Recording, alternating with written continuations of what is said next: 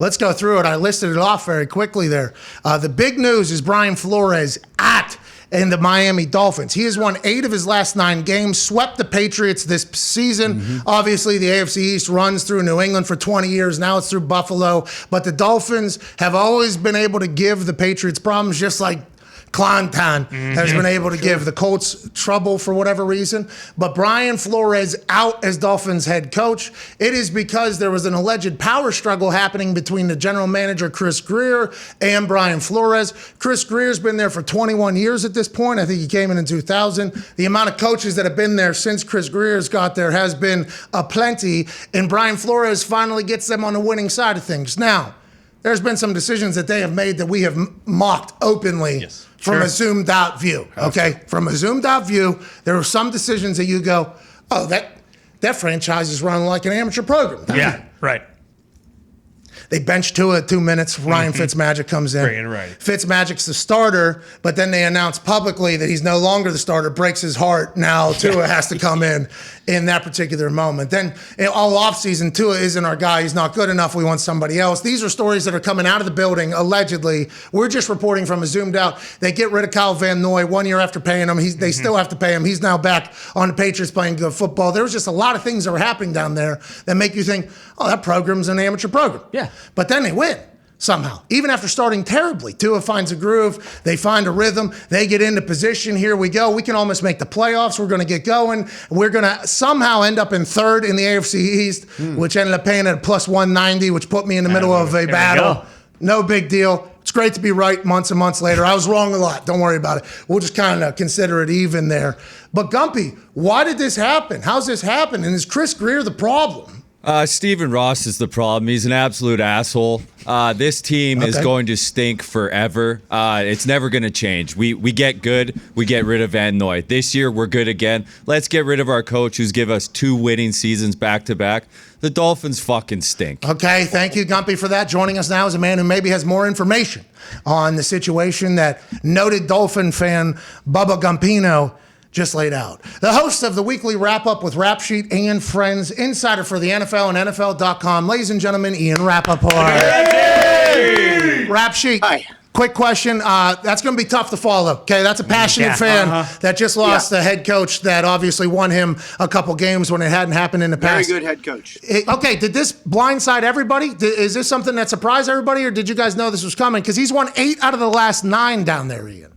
No, I mean, very good coach, very successful. This was not about X's and O's. This was not about... This is about the Chris's and B-flows. Oh. This wasn't about the X's and O's. This is about the Chris's and B-flows. Did you make that up on the spot? Yeah, Ian. Yeah. I'm a fucking host. Go on. Do your thing. Anyway, yes. So this was about the relationships, and it did seem like this was a power struggle. And, you know, what you asked if I was caught off guard, I knew something may be coming.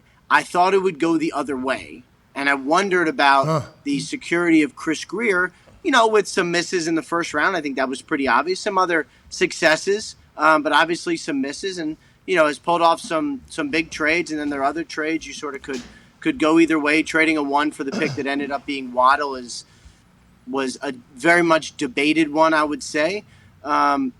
And I knew that Flores and Grier were working on the relationship the last month. So I kind of came into this thinking something may happen, but also kind of believing that they would end up deciding to work it out. And it sounds like when Stephen Ross got all this information, kind of learned of the lack of communication and internal tension, he just decided that the coach was the problem, not the GM. So now Brian Flores is out and probably will be one of the hottest head coaching candidates in this cycle if he wants to take one. Good luck to B-Flow in the coaching cycle. And I don't want to move on too quickly from the Dolphins because they're Dolphins. Who cares? Yeah. But this is quite an interesting situation. The Dolphins, no offense to the Finn fam, I mean, they have a very passionate crowd and loyal fans, which makes no sense because these decisions continue to happen. But Colts aren't in the fucking playoffs either. I mean, I think, don't people act like Flores is going to get rehired right away by one of these teams that has an opening? Yeah. And so That would mean that everybody. So wait, he and the GM didn't get along. Is that he and the GM and Tua didn't get along? That's what I was about to say. So that would mean that everybody thinks that Chris Greer is an asshat then. So if B-Flow gets hired immediately, they're like, yeah, we fucking hate that guy too. We didn't know how you worked alongside of him for as long as you did. But allegedly Chris Greer in B-Flow's relationship toxic. Tua's relationship with B-Flow had become toxic as well. Jeff Darlington is reporting the decision to fire Flores can be summed up with one word: relationships. His relationship with Greer and Tua had deteriorated to a pretty bad place. Along with the constant staff changes, owner Steve Ross no longer saw Flores as a healthy fit in Miami. Constant change in your own staff. My GM that has been here for 21 years hates you. The quarterback doesn't get along with you. I need to move along even though you've won 8 of the last 9 games, something we haven't done in a long, long time. So my question for Gumpy would be, does this make him feel better as a Dolphins fan? That are they backing Tua? Are they saying, hey, we're choosing Tua over Flores? That's what I'm talking about. Maybe a little Jackie Moon, too. Let Tua coach that day. That'd be smart. Yeah, let him get out there and sling the rock. Yeah, absolutely. Before the game, get the funk out of my face. Get the funk out of my face. Woo.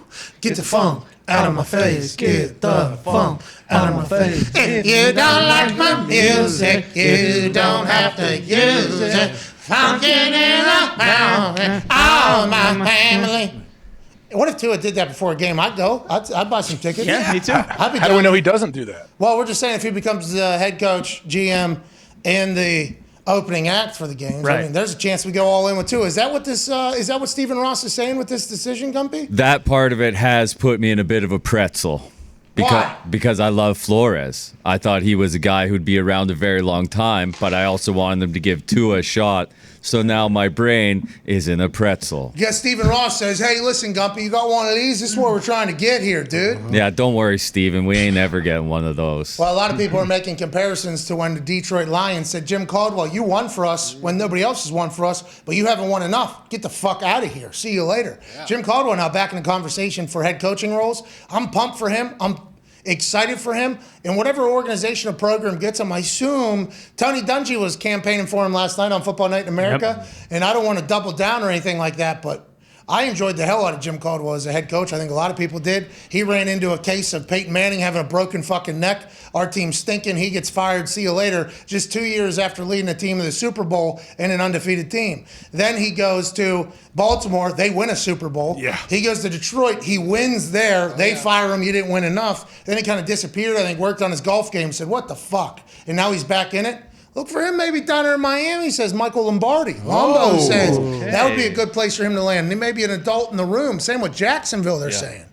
Oh, man. So the program in Miami, it had to be going bad for a while now. Do you think Flores was just completely caught off guard by this? He had to feel like, hey, things are not going well here, at least in the front office. I wonder if he wondered which side ownership was going to side with. Because I think that is what Ian alluded to, or somebody on the internet, or maybe it was Jay Glazer yesterday.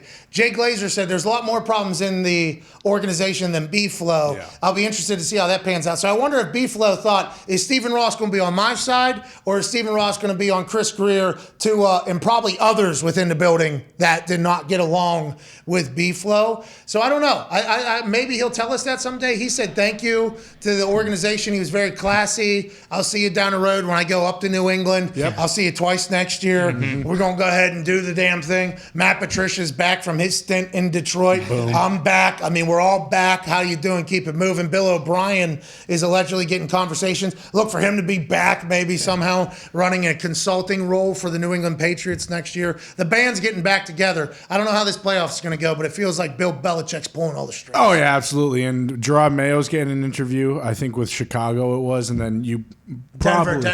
Denver. Okay, yeah, and you probably would assume that McDaniels might get back in there, so it really could be a homecoming. B-Flow comes back. Bill O'Brien says, you know what?